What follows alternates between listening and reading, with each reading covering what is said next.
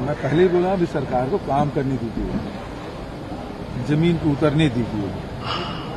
अभी तो पहले तो 3 मंत्री थे, मुख्यमंत्री 2 उप मुख्यमंत्री, फिर कैबिनेट बना 1 हफ्ते बाद, फिर 1 हफ्ते बाद उसका विभाग मिला है, उसके बाद 1 हफ्ते बाद बंगला अलाट हुआ है, अभी अधिकारियों को ट्रांसफर हुआ है। अब सबको पहले ये था ना पता नहीं कहाँ जाएंगे अधिकारी, अब सब क्लियर हो गया। अब इसके बाद काम करेंगे, काम करने दीजिए, फिर आगे बात करेंगे। अभी तक केवल विज्ञापन और होर्डिंग नहीं था। सबकी चिंता 3100 रुपए को लेकर है, सबकी निगाहें भी दिख रही है। आप तक भी किसानों की चिंताएं पहुंच रही है ना, लेकिन सरकार को काम करने दीजिए ना। दिल्ली में एक बड़ी कार्रवाई होते हुए नजर आ रही है। अरविंद केजरीवाल की हो सकता है गिरफ्तारी जल्द हो जाए। ईडी लगातार नोटिस भेज रहा है, केजरीवाल नहीं जा रहे हैं। ये तो विपक्ष को मतलब उसी प्रकार से झारखंड की बात हो रही थी। अब यहाँ सरकार बदल गई तो थोड़ा सी चलता है, अभी कोई सुनाई नहीं दे रहा है। सर, इंडिया गठबंधन लगातार टाइम मांग रहा है इलेक्शन कमीशन से मिलने के लिए, टाइम नहीं दे रहे। बहुत गंभीर बात है कि इलेक्शन कमीशन को विपक्ष की बात सुननी चाहिए।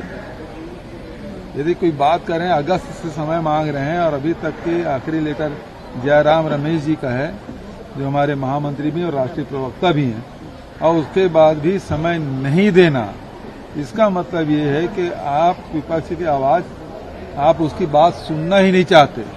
जबकि देश में अधिकांश लोग ईवीएम पे उंगली उठा रहे हैं, उसके निष्पक्षता पर, जो फ्री एंड फेयर जो इलेक्शन है उस पे सवालिया निशान उठ रहे हैं।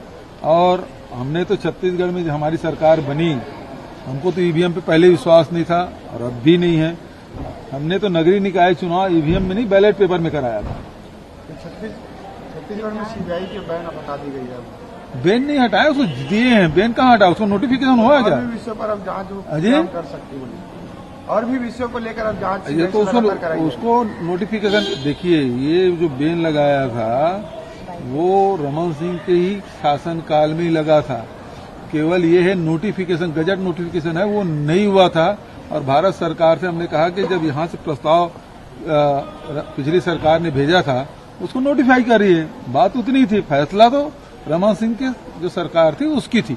राहुल गांधी की यात्रा निकलने जा रही है, छत्तीसगढ़ से भी होकर गुजरेगी। क्या लोकसभा चुनाव की जो सीटें हैं उस पर जो है असर देखने को मिलेगा? क्यों नहीं पड़ेगा? पद यात्रा का असर तो होता ही है। थैंक यू भैया। अच्छा, छत्तीसगढ़ में गुजरेंगे और मैं शामिल हो गया। दूसरे स्टेट भी जाएंगे क्या? है मतलब जिन जैसे जैसे आईसीसी जो निर्देश देगी उसका हम लोग पालन करेंगे।